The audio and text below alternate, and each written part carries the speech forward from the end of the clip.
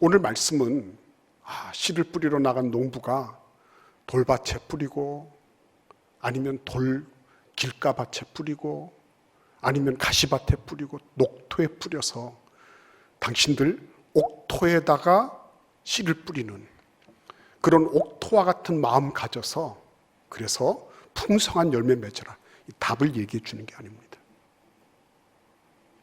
오늘 예수님은 너희들 이런 답을 가졌으니까 알았지? 이렇게 말씀하시면서 보내시지 않아요.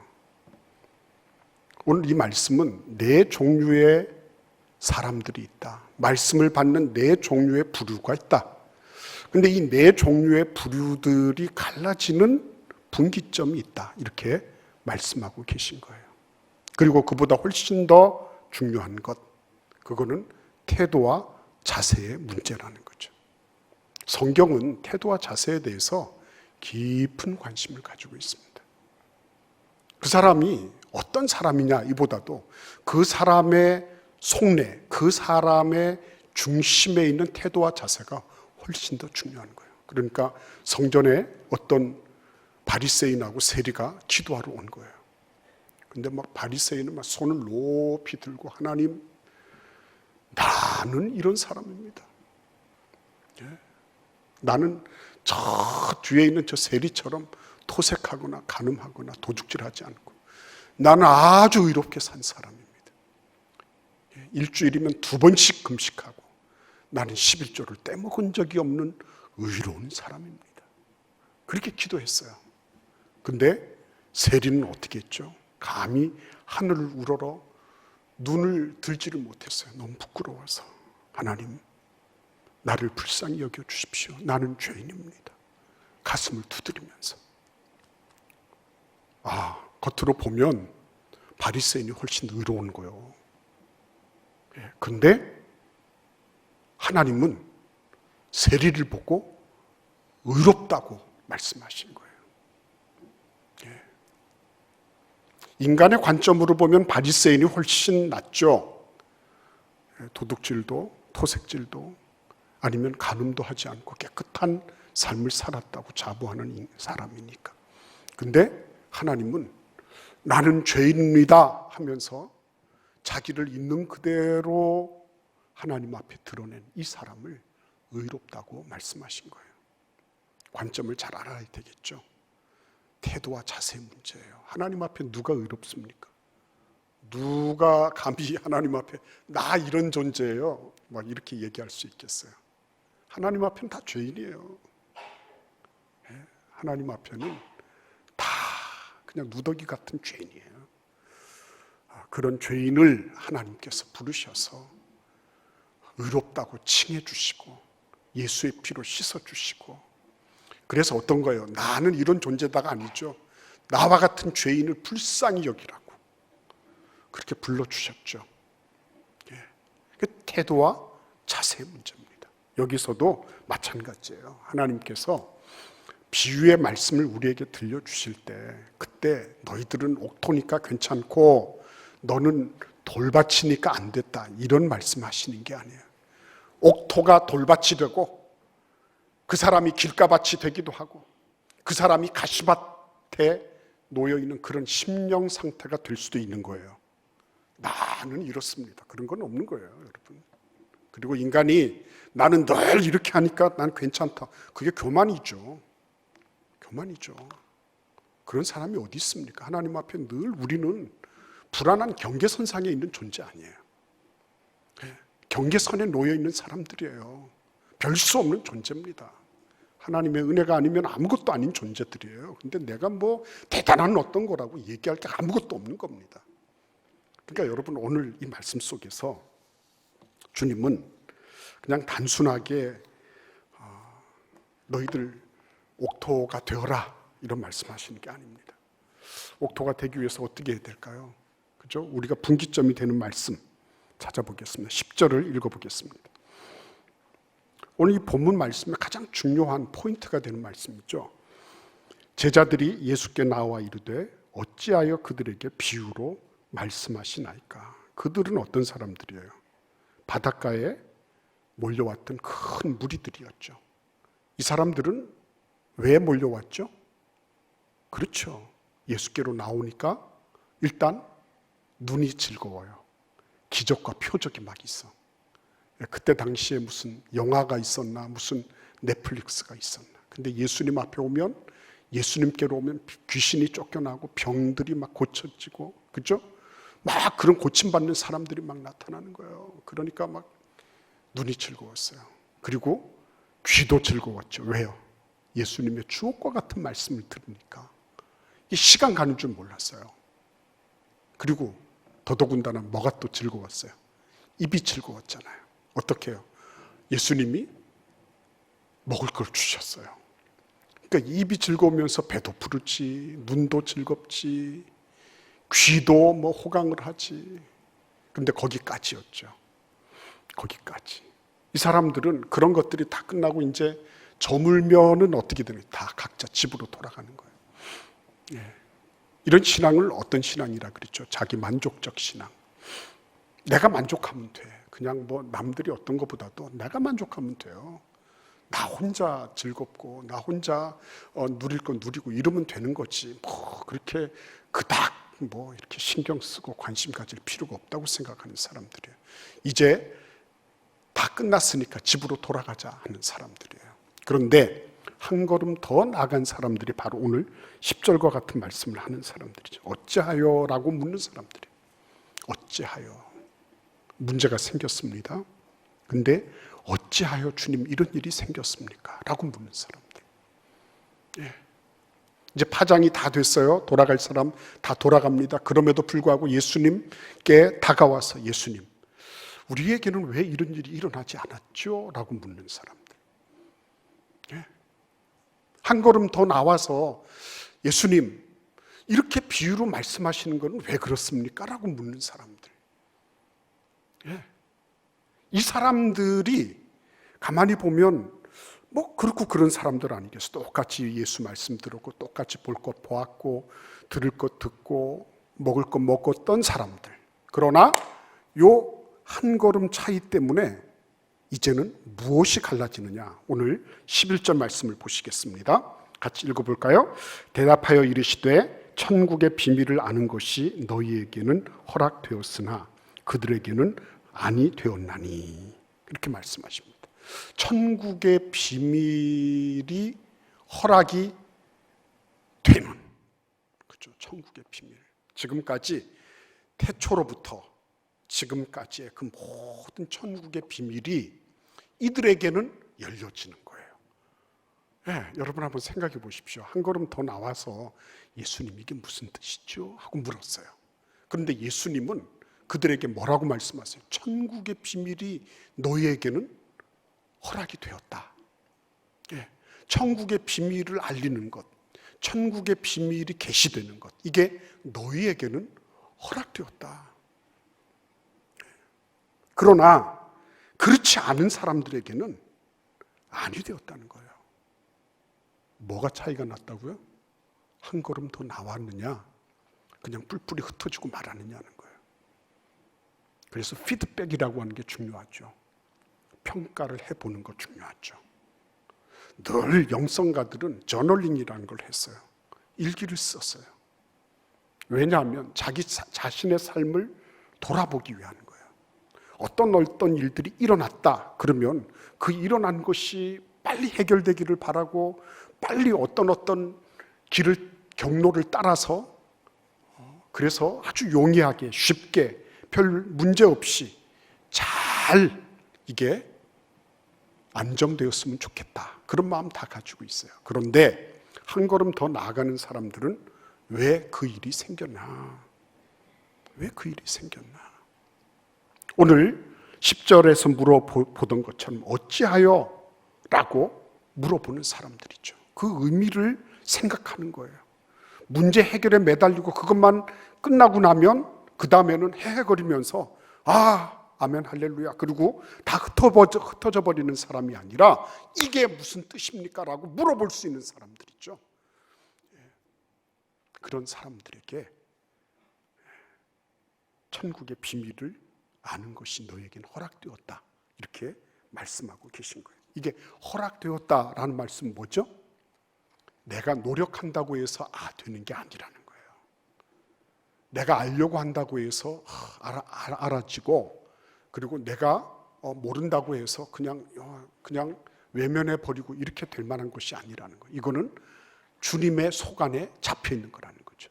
때와 기한이 하나님 속 안에 있는 것처럼 이 천국의 비밀을 아는 것, 모르는 것도 하나님의 주권 하에 있는 거예요. 그런데 이 주권이 어떻게 결정된다고요?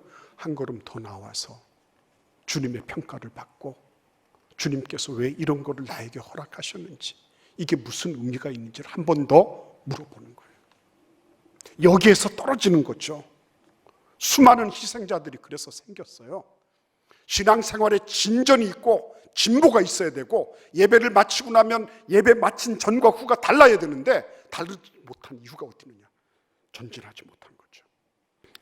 그래서 여러분, 이러한 사람들에 대해서 12절 말씀 같이 읽어보겠습니다. 무릇 있는 자는 받아 넉넉하게 되되 없는 자는 그 있는 것도 빼앗기리라 그러셨어요. 무릇 있는 자는 받아서 넉넉하게 되는 거예요. 전부를 얻는 겁니다. 없는 사람은 그 있는 것 같이 다 아껴버려요. 그래서 하나도 없게 돼요. 다 털려버리는 겁니다. 잔인하고 배려심 없고, 그리고 매정하죠. 그렇지 않습니까, 여러분? 근데 이게 하늘나라의 법칙이라는 거예요. 예. 그러니까 이거를 안 하려고 이렇게 보면 매정하고 아주 잔인해요. 근데 하고 보면 이거는 너무 놀라운 특권이에요. 어떤 사람에게는 예수 그리스도를 믿는 게 향기예요. 어떤 사람에게는 그게 참을 수 없는 부패한 썩는 냄새예요. 다른 겁니다, 이게. 야곱과 에서 얘기를 아시죠? 야곱과 에서가 뭐가 잘못됐어요? 에서가 뭘 특별하게 잘못한 게 있나요?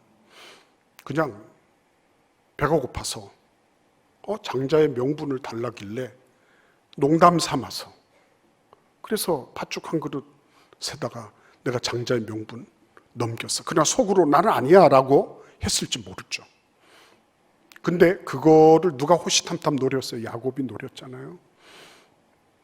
야곱은 장자의 명분이라는 게 얼마나 중요한지를 알고 있었어요. 에서는 그거를 가볍게 여겼다고 말씀하고 있는 겁니다. 창세기 25장 34절에 보시면 에서가 장자의 명분을 가볍게 여김이었다 그랬습니다. 가볍게 여겼어요. 야곱은 무겁게 여겼어요. 마마보입처럼 보였습니다. 엄마 치맛자락 잡고 질질질 따라다니면서, 쫓아다니면서 이렇게 마늘이나 까고 양파 까고 그죠? 삶으라 그러면 삶고 이렇게 했겠죠. 근데 겉으로 볼 때는 찌질해 보이는 야곱이었지만 그 안에 뭐가 있었어요? 내가 장자의 명분을 얻어서 하나님의 복을 받아야 되겠다, 이거 있었잖아요. 그 야복강 가에서 천사하고 싸울 때도 뭐라 그랬으면, 씨름할 때도 나에게 복을 달라 그랬잖아요. 그 하나님의 복에 대한 간절한 열망이 있었어요. 그 장자의 명분을 갖게 되면 하나님의 복을 누린다고 하는 확신이 그에게 있었어요. 그 무겁게 여겼습니다. 단순하게 팥죽 한 그릇이 오고 가고 이런 문제가 아니에요. 마음의 자세의 문제예요.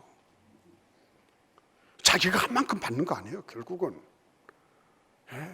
하나님께서 정직한 자에게는 그의 정직하심을 보이시고, 비뚤어진 자에게는 하나님께서 그 자에게 합당한 만큼 틀어서 주시는 거예요. 에서는 틀어서 받은 거죠. 히브리서 12장 17절에 보시면 이 사건을 이렇게 말합니다. 너희가 아는 바와 같이 그가 그 후에, 여기서 그는 에서를 가리킵니다. 그가 그 후에 축복을 이어받으려고 눈물을 흘리며 구하되 버림바가 되어 회개할 기회를 얻지 못하였느니라 그랬어요. 그 후에 축복을 이어받으려고, 누구의 축복? 야곱에게 다 줬단 말이에요.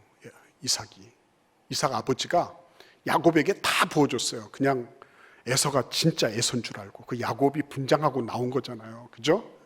예, 그래가지고 눈이 잘 안 보이니까 냄새도 맡아보고 나름으로는 이 손도 이렇게 해서 맡아보고 그런데 완벽하게 준비를 하고 변장을 한 겁니다. 냄새 맡아보니까 에서의 옷을 입었으니까 에서의 향취가 날 거 아닙니까? 손을 이렇게 염소 털을 해놓으니까 예, 그러니까 이것도 에서 털이구나 생각을 했어요. 그래 너는 목소리는 야곱인데 그런데 네가 하는 거 보니 에서 같구나 이래가지고 몽땅 다 축복을 했잖아요. 그래서 그 축복을 좀 남은 거 축복 좀 달라고 그렇게 눈물을 흘리며 애를 썼지만 그러나 아쉽게도 복을 받지 못했어요. 그렇죠? 전부 아니면 전무인 거예요. 한 걸음 더 나가도 되고 안 나가도 되고 그런 문제가 아니고 여기서 보면 한 걸음 더 나가는 게 그게 필수라는 걸 알게 되는 거예요. 필수다. 이거는 반드시 해야 되는 거다. 이게 팥죽 한 그릇의 문제가 아니에요. 아침에 일어나서 내가 성경 읽고 안 읽고 기도하고 안 하고 이게 하고 안 하고의 그런 선택의 문제가 아니라 이게 필수의 문제구나. 이게 하나님의 나라와 이 세상에 속해 있는 이 세상의 사람들하고의 차이를 극명하게 나타내는구나. 이게 영혼과 영벌을 가르는 것일 수도 있겠구나. 그때 읽은 한 말씀이 내 생애 전체를 가름할 수도 있겠구나. 내가 그때 드린 한마디 기도가 하나님 앞에서 이게 내 운명을 결정 지을 수도 있겠구나.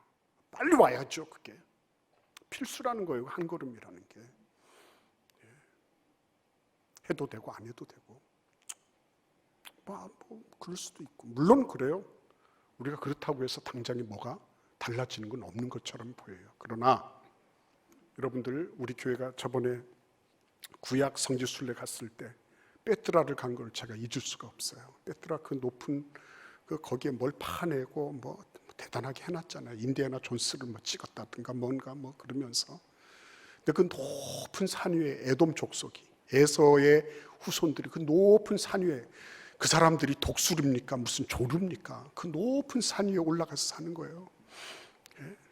평지에다가 한번 왕국을 건설해 보지도 못하고 거기 올라가서 살다가 끝내는 멸망당한 거예요. 없어졌어요. 그냥 소멸돼 버렸습니다. 이 한 걸음의 문제는 태도와 자세의 문제예요. 내가 하나님 앞에 한 걸음 더 나가야지. 내가 하나님 말씀 따라 한 번 더 순종해야지. 낙심하고 좌절할 그때마다 하나님 나에게 은혜를 주셔서 한 걸음만 더 가게 해주세요. 그렇죠? 오늘 이 말씀을 보시면 놀라운 사실을 우리가 보게 되는 겁니다. 비밀을 알게 해주실 뿐만 아니라 전부를 획득하게 하셨는데 한번 볼까요? 우리 같이 한번 16절 말씀을 같이 읽어보겠습니다. 그러나 너희 눈은 봄으로 너희 귀는 들음으로 복이 있도다. 내가 진실로 너희에게 이르노니 많은 선지자와 의인이 너희가 보는 것들을 보고자 하여도 보지 못하였고 너희가 듣는 것들을 듣고자 하여도 듣지 못하였느니라. 아멘. 여러분 여기서 지금 너희가 듣고자 하는 거 듣지 못했고 보는 거 보고자 하여도 보지 못했고 근데 너희 눈은 지금 봄으로 너희 귀는 지금 들음으로 복이 있다. 누구를 듣고 누구를 보는 거예요? 예수님이죠. 예수님의 뭐를 보는 거예요? 예수가 어떤 분이라는 거? 그리스도라는 걸 보는 거죠. 예수 그분이 구원주라고 하는 걸 보는 거죠. 그걸 보고 그걸 듣는 귀가 복이 있고 그걸 보는 눈이 복이 있다는 거예요. 만날 교회를 다니고 만날 신앙생활을 한다 그래도 뭐 결정적인 순간에 자기가 어떤 것 드러나고 뭐 이런 게 무슨 예수님하고 연관이 있겠어요? 신앙생활을 한다는 것은 예수님을 더 많이 의지할 수 있는 거죠. 그 특권을 누리는 거죠. 예수가 나의 주님이라는 것, 나의 구원주가 되신다는 것. 이 우주와 만유의 창조주이신 그분이 이 모든 것들을 주관하시고 구원해내시는 유일하신 하나님이라는 거, 그거 믿고 고백하는 거죠. 그거를 날마다 간증하고 그거를 매 순간마다 경험하는 사람들이죠. 그게 어디에 달려 있어요? 한 끗 차이에 달려 있는 거예요. 한 끗 차이에. 어떤 사람이 중풍병자 한 사람을 4사람 친구가 메고 왔어요. 근데 예수님 계신 곳에 와보니까 이미 다 번호표 폈고 다 진치고 앉아가지고 더 더 이상 들어갈 길이 없네요. 예. 그래서 아니 이 양반 좀 고치자고 해도 막 꿈쩍도 하지 않는 거예요. 아이 좀 일찍 오지 뭐 그러냐고 그러는 거예요. 그래서 이 사람들이 어떻게 했습니까? 거기서 멈춰 서고 아유 우리가 최선을 다했으나 어찌할 수 없어. 그리고 그냥 뒤돌아갔으면 그걸로 끝난 거예요. 그런데 거기에서 뭐를 했어요? 한 걸음 더 나갔잖아요. 어디로 한 걸음 더 나갔어요? 지붕 위로 한 걸음 더 나간 거죠. 네, 지붕 위로. 우리는 그런 경우를 많이 만나잖아요. 나는 그래도 좀 신앙생활 하고 싶고 나는 그래도 좀 이렇게 저렇게 좀 예수님 많이 알고 싶고 그분을 잘 섬기고 싶고 그리고 싶어요. 그런데 어느 날 갑자기 장벽을 만나잖아요. 그게 이렇게 인의 장벽일 수도 있고 그게 재정의 장벽일 수도 있고 그게 혹은 질병의 장벽일 수도 있고 혹은 관계의 장벽일 수도 있어요. 여러 가지 장벽을 만나는 거예요. 그 장벽을 만나가지고 그래서 만나서 안 되겠네. 나는 좋은 동기를 가지고 나왔지만 이거 아니네 이거. 그래서 떠나가 버렸다면 그것처럼 안타까운 희생이 어디 있을까요? 근데 이 사람들은 그렇지 않았죠. 그러니까 예수님께서 그 친구들의 믿음을 보신 겁니다. 친구들의 믿음. 그 장벽 앞에서 뒷걸음쳐서 후퇴한 게 아니라 그 장벽을 보면서도 이거밖에 없어가 아니라 여기에서부터 다시 한 걸음 더 나가는 방법을 구하려고 한 사람이죠. 안 된다고 변명하고 안 할 이유를 찾는 그 시간에 하나님 내가 여기에서 주저앉을 게 아니라 한 걸음 더 나아갈 수 있게 해주세요. 아마 그 중풍병자를 들고 병상에 들고 갔던 침상에 들고 갔던 그 사람들 가운데서도 그렇게 기도했던 사람이 있지 않았을까요? 하나님 내가 여기 주저앉을 게 아니라 주님 내가 예수께 나아갈 수 있는 길이 뭔지 좀 가르쳐 주세요. 그러다가 그 지붕 위로 올라가자 우리. 그렇게 했지 않았을까요? 하나님은 우리에게 길을 마련해 주시는 분입니다. 7번 넘어져도 다시 일어날 수 있도록 하나님은 우리에게 길을 마련해 주시는 분이신 겁니다. 그래서 여러분들 우리가 그냥 넘어져서 자빠져서 그냥 그대로 안 돼라고 이렇게 말하는 것을 하나님은 차마 허용하지 않으시는 분이에요. 주님께 나가는 거죠. 한 걸음만 더 나가, 한 걸음만. 내가 지금까지 하던 것에서 한 걸음만 더 주님께 내가 나아가겠습니다. 그러면 예수가 주님이신 것이 분명해지는 거예요. 확실하게 우리 아들, 딸들에게도 얘기할 수 있어요. 우리 손자, 손녀에게도 분명하게 말할 수 있어요. 할아버지, 할머니가, 아빠, 엄마가 어떤 상황이 돼도 예수께서 우리를 구원하신 것처럼 너도 구원하실 거다. 너도 힘들고 어려울 때 한 걸음만 더 예수께 나아가라. 예수님이 만 걸음으로 너에게 쫓아오신다.